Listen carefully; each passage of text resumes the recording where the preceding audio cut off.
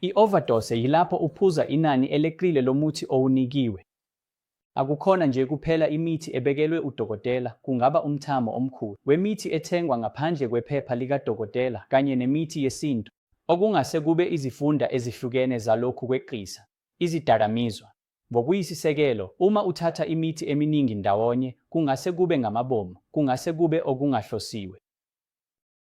Ukweqisa ngenhloso kuyenzeka uma unemithi eminingi bese ukhohlwa ukuyithatha.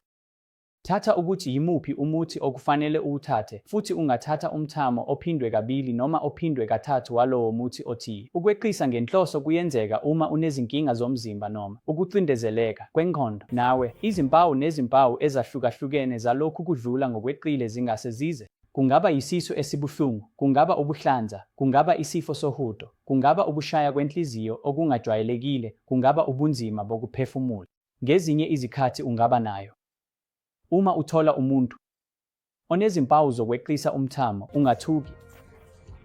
Okokuqala, kufanele uzolile, futhi wenze lowo muntu alale ngohlangothi olulodwa, udonse umlenze wakhe phezulu ukuze ingulu yakhe nedolo lihlangane ngama-angles angu-90, bese uphushela ikhanda lakhe nesilevu phezulu.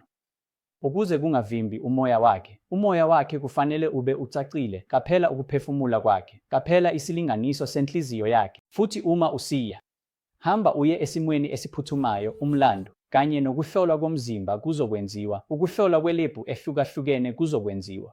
Kwenziwa. Ukuthi singakuvimbela kanjani lokhu kweqisa. Kulula kakhulu, futhi kubaluleke kakhulu ngaso sonke isikhathi, ngaphambi kokuthatha noma yimuphi umuthi, funda ilebula yalowo muthi othile.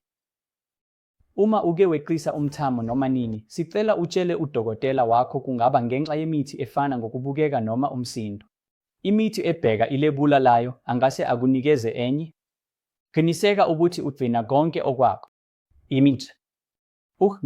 Imithi endaweni ekhiyiwe kude nezingane. Futhi umphumela walokhu kweqisa izidakamizwa uncike ekutheni uphuze umuthi ongakanani, hlobo luni lomuthi owuthathile, siyini isimo sezitho zakho ezihlukahlukene. Yabonga.